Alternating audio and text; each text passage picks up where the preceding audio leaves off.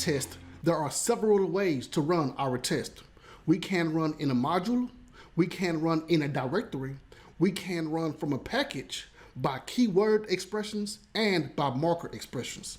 So by the end of this session, you will learn some of those ways to run your test. Also, you will learn more than one way to install Selenium. We will close with you learning the naming conventions so Pytest discovers our test. Let's install Selenium so we can create our automation test scripts. After installing Selenium, we will run our first test using Pytest as the test framework. In the IDE of PyCharm, we can go to File, then Settings, or go to the terminal to install Selenium, starting with File and Settings.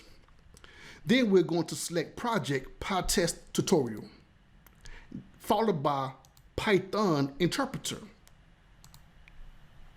With this Python Interpreter, we see that Selenium is not part of one of the packages. Therefore, we will click the plus icon to install. After clicking the plus icon, the next step is to type Selenium. We see the most recent version is 4.7.2. At the bottom, we can click the specify version checkbox, and then we have the option of changing our version. But let's keep the most recent version, which is 4.7.2. Next is to click the install package button at the bottom. And that's it. Now we just wait for Selenium to finish installing.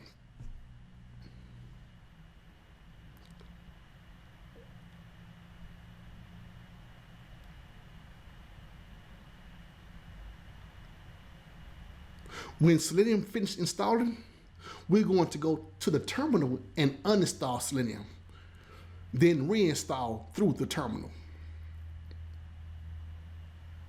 Bingo, Selenium has finished installing because it shows a message at the bottom that says package Selenium installed successfully. Now, let's go to the terminal.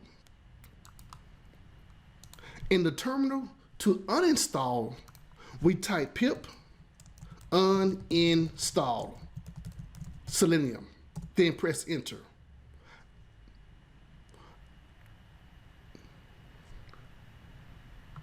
Now, it shows a message that says skipping Selenium as it is not installed. So let me go back to File, Settings, and see what the problem may have been. Now, it shows Selenium is installed right here. So maybe I did it too fast, but let me select OK, because we also see there are other packages that has been installed with Selenium.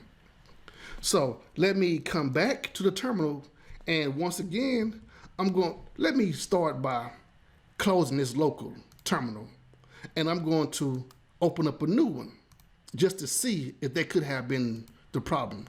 So at this point, we're at local 2, and I'm going to clear the red writing and type pip uninstall Selenium one more time. And it keeps saying skip Selenium as it is not installed. And I'm not sure why it's showing that, but let me just go ahead and install Selenium by typing pip install.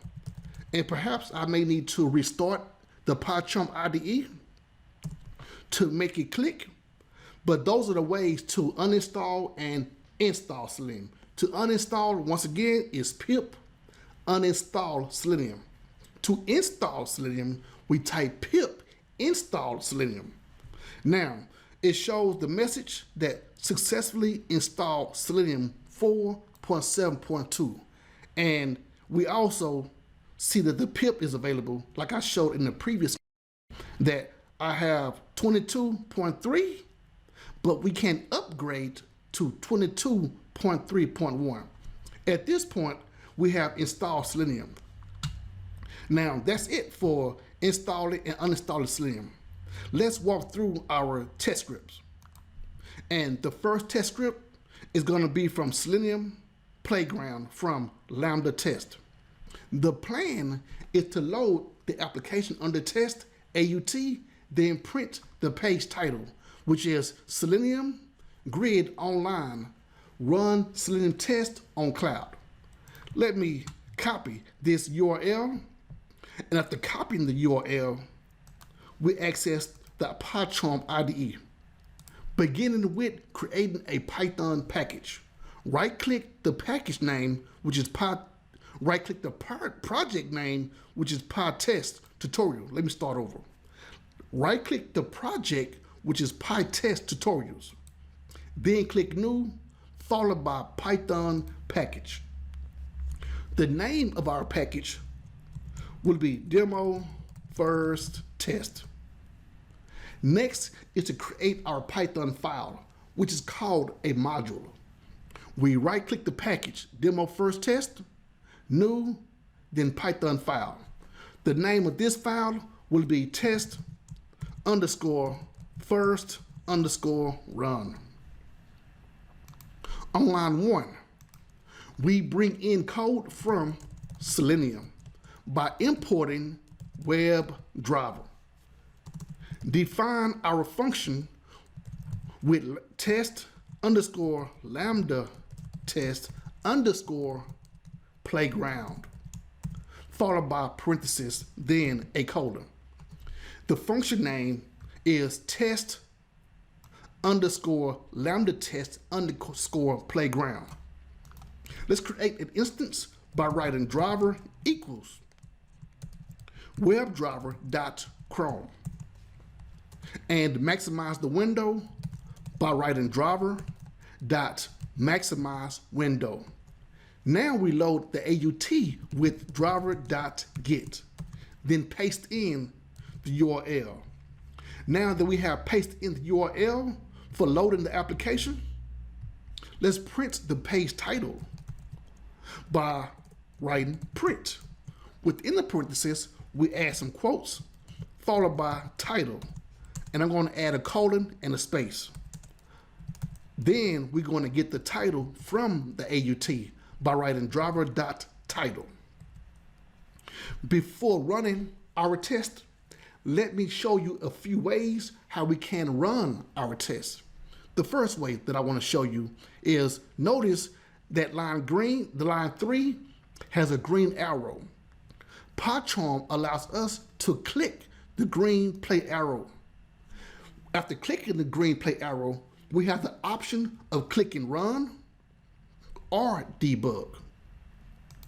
In the menu, run is available. When you click run, we see 2 options to run, and we also see 2 options to debug. We also have this green play icon in the top right corner with debug right beside it.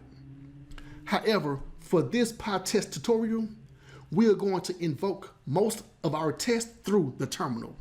So let's go through the terminal, and let me clear this additional writing. And to run, we type Pytest, then press enter. And that's all we need to do in the terminal to run our test. We see 100%. 100% refers to the overall progress of running all of the test scripts. We can type Pytest or Py.test. Either way is okay because they return the same information. Both commands have no arguments. Therefore, Pytest looks at the current working directory and all of the sub-directories for test files and runs the command. In the terminal, we see the first line shows platform Win32. I am using Windows operating system, so that's why we see the platform as Win32. Python 3.11.0 is the Python version, and Pytest 7.2.0 was installed in the previous session, and that's the version for Pytest. Pluggy is a hook for calling Pytest. The root directory is referred to as the first directory, and that's just a way for us to see the PyCharm project hierarchy. It collected one item in the demo first test package. That's the package name, and the file name is test_first_run.py. At the bottom, we see one pass in 4.43 seconds. Let's create the other test by going to the e-commerce site AUT from LambdaTest by copying the URL, going back to the IDE, and let me insert some lines so I can create the new function name. And it's going to be similar, starting with defining the function name, which is test2_LambdaTest_e-commerce, parenthesis, followed by the colon. Driver equals WebDriver.chrome is how we're going to create our instance.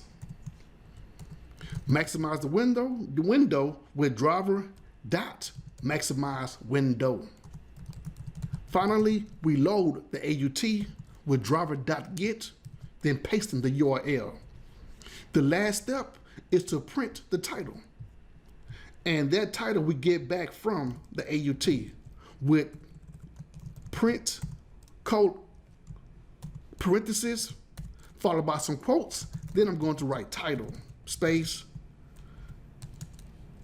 driver.title is how we're going to return the title. So far in the terminal, we have covered py.test and pytest. If you don't want to type a previous command for running the same test, then hit the up arrow key and it would take you back to the previous command. So that's how I'm going back all the way to CLS to close or to clear the terminal. We see pip uninstall Selenium, pip install Selenium, clear, pytest, and py.test. That's all because I'm hitting the arrow keys on the keyboard. I will demo a couple more ways to run our test from the terminal. How about I type Python -m followed by Pytest and run.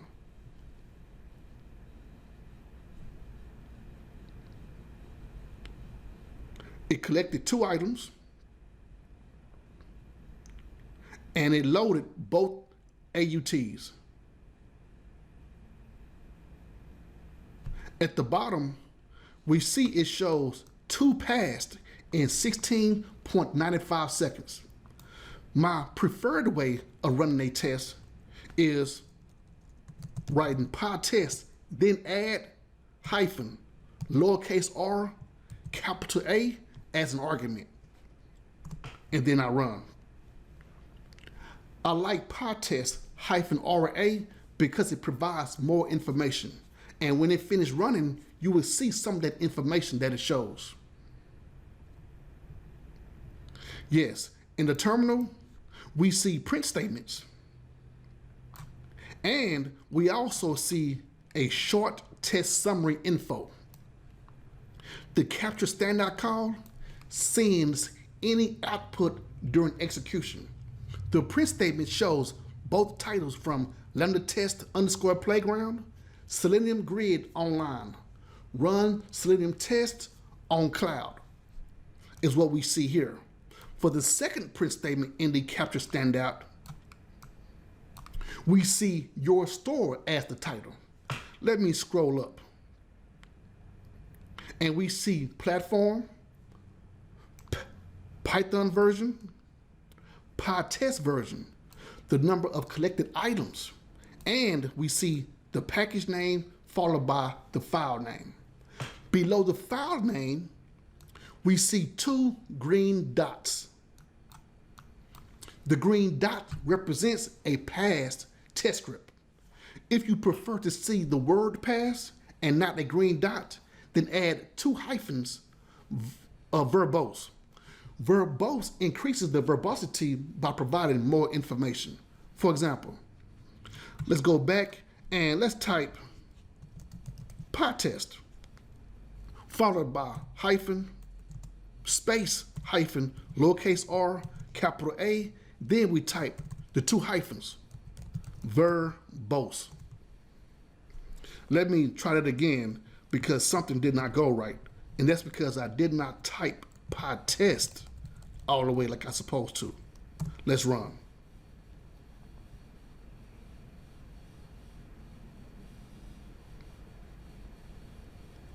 Okay, both test scripts passed again. And we see the terminal shows passed and not the green dots. We also see the percent complete for each test script, 50% and 100%. Let me show you one more way to return the same results by writing Pytest -v, then -RA. It's going to show the same information. The -v or 2 hyphens, verbose, can be before or after RA. It really does not matter. And the -v and 2 hyphen verbose is the same command. We see passed, to percent complete. We see the capture standout calls, which shows the titles for both AUTs. We see demo first test, which is the package name, the file name, and the function name. Test LambdaTest _ playground and test2 _ LambdaTest e-commerce. Now, the word test is important for the file name and the function name. Let's look at how Pytest discovers our files and functions. Right now, the file name is test _first _run. If I refactor the file by renaming the file to, how about first _run. Then go back to the terminal and type the same command. We see that it shows no test ran in 0.01 seconds.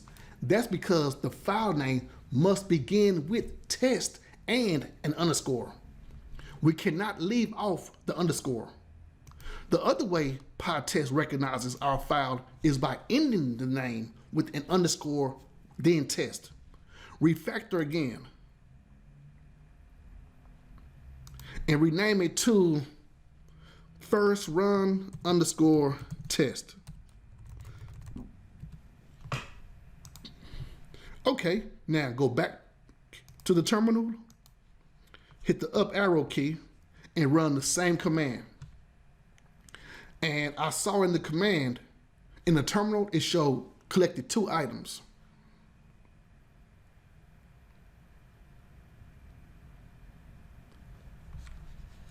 Yes.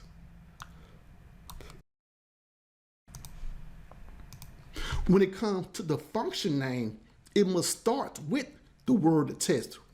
We can't include a hyphen or not include a hyphen. Notice how the first 2 tests are different. One of them has test underscore, and the other test has test2, then an underscore. As long as it starts with test, then it will be found by Pytest. Another example on how we can write our function name. Let's define test Rex website. I'm going to copy and paste this information from test2. Then change the URL to 𝑹𝒆𝒙2.com. Let's also copy this code and paste it another way, just to demo how Pytest will discover our function names. I'm going to change TestRex website to, how about Google_test. It still includes the word test, but test is at the end. And I'm going to change 𝑹𝒆𝒙2 to Google. Got to spell it right. At this point, let's go to the terminal. But notice something right quick before going to the terminal. Notice how the first test has the green play arrow. The second test has the green play arrow. The third test has the green play arrow. But the last test, even though it's spelled incorrectly at the G, it does not include the green play arrow. That means it cannot be ran from the IDE. Also, when I go to the terminal, look what happens when I type the up arrow key. Watch how many items are collected.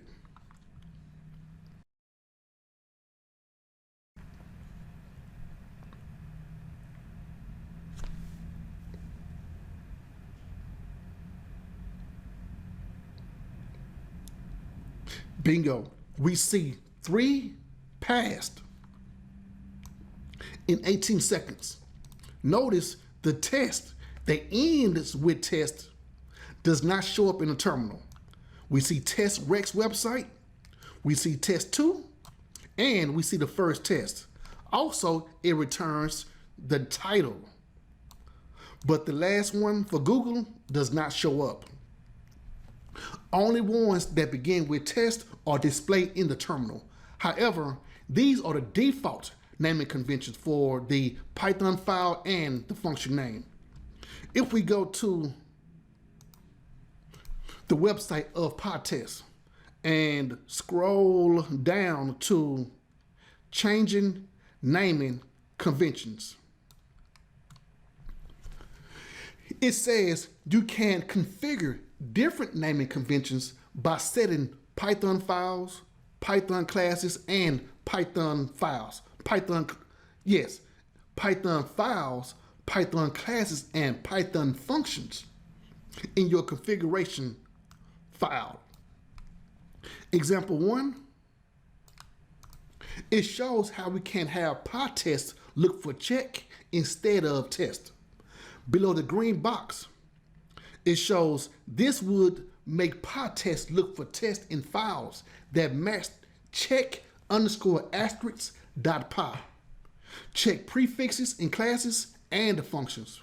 If we click Python file, it would take us to another page, and it shows one or more globe file patterns determine which Python files are considered as test modules.